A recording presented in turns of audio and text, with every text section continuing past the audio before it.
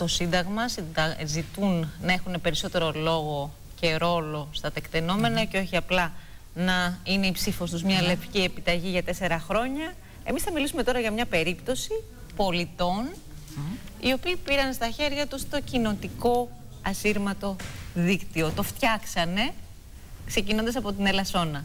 Και επειδή μας αρέσει να επανερχόμαστε σε θέματα που έχουμε παρουσιάσει κατά τη διάρκεια της χρονιάς και να παρακολουθούμε την εξέλιξή τους, αυτή η προσπάθεια καταγράφηκε και σε ένα ντοκιμαντέρ, το οποίο πια προβάλλεται.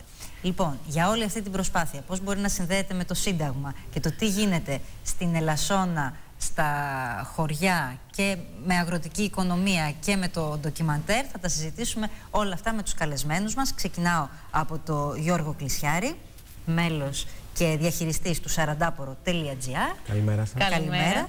Και από το Βασίλη Χρυσό, μέλος και συνδιαχειριστή επίσης του Sarandaporo. Βασίλη, σε βλέπαμε και σχολίαζες πριν για το θέμα που είχαμε ανοίξει για το Σύνταγμα και για τους πολίτες που κάθονται και το συζητάνε. Εσείς στήσατε ένα ασύρματο δίκτυο σε μια ορεινή περιοχή. Σωστά. Όπου ποια ήταν η κατάσταση πριν και γιατί το κάνατε αυτό τελικά? Για να καταλάβουν και οι τηλεθεατές γιατί συζητάμε, πρόκειται για χωριά τα οποία δεν είχαν πρόσβαση στο διαδίκτυο. Δεν είχαν δυνατότητα να βάλουν μια σύνδεση στο ίντερνετ που έχουμε εμείς στις πόλεις. Δεν τους προσφερόταν καν αυτή η δυνατότητα. Δηλαδή οι ίδιες οι εταιρείες δεν το προσφέρανε. Δεν πηγαίνανε, διότι πρόκειται για πολύ απομακρυσμένες περιοχές, ορεινές περιοχές, με μικρό πληθυσμό.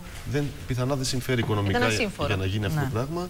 Εμείς, έχοντας καταγωγή από την περιοχή εκείνη, ξεκινήσαμε να φτιάχνουμε ένα δίκτυο και να προσφέρουμε στους ανθρώπους εκεί πέρα βασική πρόσβαση στο διαδίκτυο, ανοιχτή. Πιστεύουμε ότι είναι δικαίωμα του ανθρώπου να μπορεί να έχει πρόσβαση στο διαδίκτυο και μάλιστα αυτό δεν είναι και με την προηγούμενη κουβέντα που είχατε, τη συνταγματική αναθεώρηση.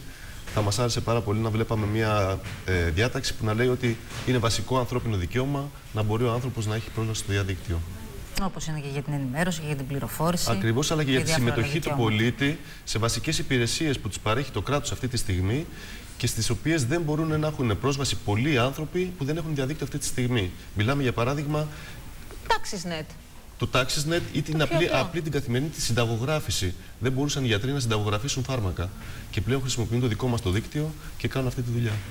Γιώργο Κλισιάρη, είχες έρθει και στις πρώτες εκπομπές που είχαμε κάνει, είχαμε μιλήσει για το Sarandaporo. Θέλω να μας θυμίσεις, δηλαδή τη διαδρομή, πότε ξεκίνησε και τους τώρα βασικούς σταθμούς και ποιος ενώνει στην ουσία.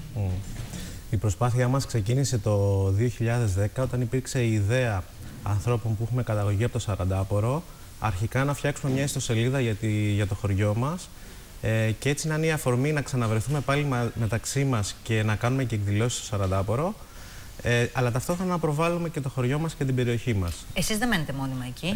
Η ομάδα που το ξεκίνησε ήμασταν όλοι οι άνθρωποι που δεν μένουμε εκεί, μόνιμοι κάτοικοι, αλλά μένουμε σε διαφορετικές πόλεις, ακόμη και χώρες. Και στην πορεία συνειδητοποίησαμε κι εμείς, γιατί επισκεφτόμασταν συνήθως στο Sarandaporo καλοκαίρι, Πάσχα κτλ. Οπότε συνειδητοποίησαμε και εμείς μέσα από την προσπάθειά μας για ανάπτυξη του site ότι ο κόσμος εκεί δεν είχε τη δυνατότητα να μπει στο ίντερνετ και να επισκεφτεί αυτό το site για το οποίο εμείς δουλεύαμε και αναπτύσσαμε. Πώς τους βάλατε στο κόλπο? Τότε ήρθε η ιδέα ότι θα πρέπει να κάνουμε κάτι γι' αυτό. Γιατί θέλαμε το 15 Αύγουστο του 2010 να λανσάρουμε στην πλατεία του χωριού ζωντανά το site και να πούμε ήρθε το site και μάλιστα έγινε αυτό. Το θυμίζει λίγο, ήρθε το ρεύμα. Κάπως έτσι. Αλλά φανταστείτε, το προγραμματίζαμε να κάνουμε αυτό και δεν υπήρχε το ίντερνετ. Οπότε μέχρι να γίνει ας πούμε το λανσάρισμα του site, προσπαθήσαμε και βρήκαμε τρόπο πώς θα μπορούσαμε να αναπτύξουμε ένα τέτοιο δίκτυο και αυτό έγινε και σε συνεργασία με την ΕΛΑΚ, την Ελληνική Εταιρεία Ελεύθερου Λογισμικού Ανοιχτού Κώδικα, η οποία τότε ήμασταν τυχεροί γιατί είχε βγάλει μια δράση, την Open Wi-Fi. Και στην ουσία έδινε τηλεπικοινωνιακό εξοπλισμό, ο οποίος χρησιμοποιεί ανοιχτό λογισμικό open firmware και καταφέραμε και δικτυώσαμε στην αρχή το χωριό μας και τα επόμενα 2-3 χρόνια άλλα 14 χωριά της περιοχής. Σήμερα δηλαδή φτάνετε στα 14 χωριά που είναι σε αυτό το ασύρματο δίκτυο. Και μάλιστα, ναι, 14 χωριά είναι αυτή τη στιγμή και το 2013 αποφασίσαμε να ιδρύσουμε και ένα νομικό πρόσωπο, γιατί μέχρι τότε ήμασταν μια άτυπη ομάδα. Έτσι, το 2013 ιδρύουμε την αστική μη κερδοσκοπική εταιρεία Sarandapo.gr. Ήμασταν τυχεροί γιατί μπήκαμε σε ένα ερευνητικό ευρωπαϊκό πρόγραμμα από το οποίο είχαμε δυνατότητα να χρηματοδοτηθούμε και να βελτιώσουμε ακόμη περισσότερο το δίκτυο και στα πλαίσια αυτού του προγράμματος να κάνουμε και μια συνεργασία με το ΤΕΙ Θεσσαλίας και να διασυνδεθούμε και με το ΤΕΙ Θεσσαλίας αλλά και με άλλα κοινοτικά δίκτυα σε Ελλάδα και εξωτερικό. Και αυτή τη στιγμή θα θέλαμε να αξιοποιήσουμε αυτή την υποδομή και προσπαθούμε προς αυτή την κατεύθυνση και στον πρωτογενή τομέα. Υπάρχουν πολλές εφαρμογές πληροφορικής και τηλεπικοινωνιών οι οποίες θα μπορούσαν να αξιοποιηθούν και στον πρωτογενή αλλά και στο θέμα της υγείας. Υπάρχουν εφαρμογές τηλeiατρικής, υπάρχουν εφαρμογές έξυπνης φάρμας. Τελευταία ακούμε πολύ και για το trend του Internet of Things. Αισθητήρες δηλαδή οι οποίοι μπορούν να μπουν στα χωράφια και στις φάρμες και να εξυπηρετήσουν και να αναπτυχθούν εφαρμογές έξυπνες που θα βοηθούν τους επαγγελματίες της περιοχής να γίνουν πιο παραγωγικοί. Και πλέον οι άνθρωποι που μένουν σε αυτά τα χωριά, που φαντάζομαι πολλοί θα είναι και πολύ μεγάλης ηλικίας.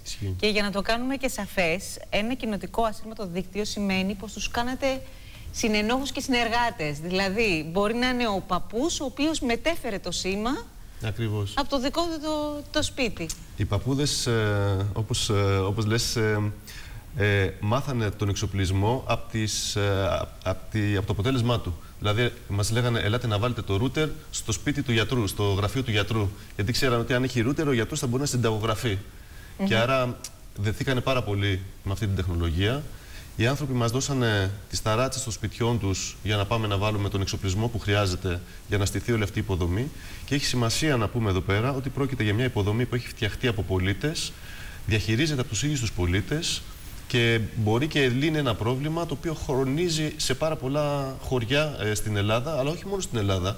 Προσέξτε, το 45% των Ευρωπαίων πολιτών μένουν σε περιοχές απομακρυσμένες, όπου είτε δεν έχουν καθόλου διαδίκτυο ή έχουν πολύ χαμηλή ταχύτητα σε πρόσβαση. Πόσο μάλλον για την Ελλάδα που έχει την ιδιαιτερότητα, την γεωγραφική και μορφολογική, που αντιλαμβανόμαστε πόσο αντιπροσωπευτικό είναι αυτό το 45% των πολιτών που περιγράφεις, Βασίλη. Επίσης, να θυμίσω εκτός από τις ορεινές περιοχές υπάρχει και η νησιωτική Ελλάδα. Βέβαια. Που και εκεί το πρόβλημα είναι και πολύ έντονο. Και με αυτή την έννοια, όχι μόνο για τις ορεινές, αλλά και την νησιωτική, όπως σωστά λες. Αυτό που θέλω να ρωτήσω τώρα είναι για πόσο κόσμο μιλάμε. Στο Σαραντάπορο, πώς είναι οι μόνιμοι κάτοικοι? Τα χωριά που καλύπτουμε, μιλάμε για περίπου 5.000 ανθρώπους. Αν το πάρουμε σε ετήσια βάση, μιλάμε για 15.000 ανθρώπους, διότι έρχονται τις γιορτές, τα καλοκαίρια, επισκέπτες, έρχονται συγγενείς τα Σαββατοκυριακά. Άρα μιλάμε για αρκετό κόσμο. Μάλιστα, και αυτό που μπορώ να δω εγώ πίσω από αυτό που περιγράφεται είναι και ακόμα και ευκαιρίες απασχόλησης. Δηλαδή, ότι και επειδή κινηθήκατε πολύ δραστήρια, υπήρχαν και κάποια προγράμματα και πρέπει να είναι πια full time, αποκλειστικής απασχόλησης όλο αυτό το πρόγραμμα, δηλαδή και πολύ χρόνο και πολύ ενέργεια, αλλά την ίδια στιγμή αυτό που έλεγες με την αγροτική οικονομία, με τη φάρμα, με τους αισθητήρες, με όλα αυτά θα μπορούσε να αποτελέσει και ένα κίνητρο για τους νέους ανθρώπους που μπορεί να το σκέφτονται να επιστρέψουν, γιατί είναι πιο δύσκολα τα πράγματα στις πόλεις. Ισχύει πάρα πολύ αυτό. Εγώ τυχαίνει και είμαι και συνιδρυτής μιας startup που ασχολείται με αυτές τις τεχνολογίες, με τις τεχνολογίες του Internet of Things, λέγεται Ex Machina. Και αυτό που θέλουμε να κάνουμε, έχουμε ήδη πάλι ένα μετεωρολογικό σταθμό στην περιοχή για να μπορέσουμε να βελτιώσουμε την πρόγνωση καιρού που έχουν εκεί πέρα στην περιοχή. Το επόμενο βήμα είναι να τρέξουμε κάποια πιλωτικά προγράμματα σε σχέση με τις αγροτικές καλλιέργειες. Θα μπορούσε, για παράδειγμα, κάποιος, χρησιμοποιώντας τους κατάλληλους αισθητήρες και την υποδομή που έχουμε φτιάξει εκεί πέρα, να ελέγχει από μακριά την άρδευση του χωραφιού του και μάλιστα σε σχέση με την πρόγνωση του καιρού. Εάν θα βρέξει αύριο, δεν χρειάζεται να ποτίσω σήμερα. Πώς θα ανοιγοκλείσω τη βάνα από μακριά. Όλα αυτά γίνονται δυνατότητα. Γιατί μιλάμε για χιλιόμετρα και για ακριβές τιμές καυσίμων και για ένα μεγάλο κόστος. Αλλάζει η ζωή, λοιπόν. Ακριβώς. Πάμε και λίγο στο ντοκιμαντέρ. Όλα αυτά. Να δώσω άλλο ένα στοιχείο όσον αφορά τα στατιστικά που είπατε. Συνολικά είναι 14 χωριά, 160 σημεία πρόσβασης και το δίκτυο κορμού που ενώνει όλα αυτά τα χωριά είναι 21 κόμβοι κορμού. Και μιλάμε για ταχύτητα πρόσβασης η οποία είναι συμμετρική, δηλαδή όσο μπορεί να κατεβάζεις ταυτόχρονα να ανεβάζεις, το οποίο σε κάνει πραγματικά συμμέτοχο στην κοινωνία της πληροφορίας. Είναι σημαντικό αυτό. Και όλη αυτή η προσπάθεια τώρα έχει καταγραφεί σε ένα ντοκιμαντέρ με τίτλο «Οικοδομώντας κοινότητες κοινών». Το οποίο μάλιστα πια χρηματοδοτήθηκε προβάλλεται. Και ολοκληρώθηκε και προβάλλεται. Έγινε μέσω μιας διαδικασίας crowdfunding. Το ερχόμενο Σάββατο έχουμε τη χαρά να προβάλλουμε το ντοκιμαντέρ μας στην περιοχή μας, στην Ελασσόνα. Θα ήθελα να κάνω ένα ανοιχτό κάλεσμα σε όλους τους κατοίκους των χωριών και στην Ελασσόνα να έρθουν και να το παρακολουθήσουν.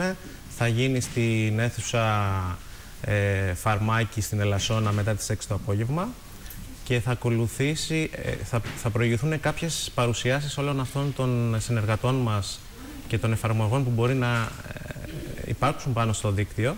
Θα προβληθεί το ντοκιμαντέρ και στη συνέχεια θα έχουμε και μια συζήτηση ανοιχτή με το κοινό. Γιατί μας ενδιαφέρει όχι απλά να προβάλλουμε το τι κάναμε εμείς, αλλά να δούμε αυτό το πράγμα πώς θα μπορούσε... Τι αντίκτυπο είχε. Τι αντίκτυπο έχει και τι μπορεί να έχει στη συνέχεια ως προοπτική. Πώς μπορεί να συνεχιστεί. Πάντα τέτοια μας έρχεται τη διάθεση. Λοιπόν, στην Ελασσόνα η προβολή. Σας ευχαριστούμε πάρα πολύ που είσαστε κοντά μας. Είστε προσκεκλημένες. Καλή συνέχεια. Μακάρι να μπορούσαμε. Αλλά θα είμαστε εδώ, Αθήνα, εκπομπή. Εμείς πάμε σε ένα διάλειμμα και επιστρέφουμε με πολιτισμό. Και έναν ιστορικό περίπατο. Σε πολύ λίγο.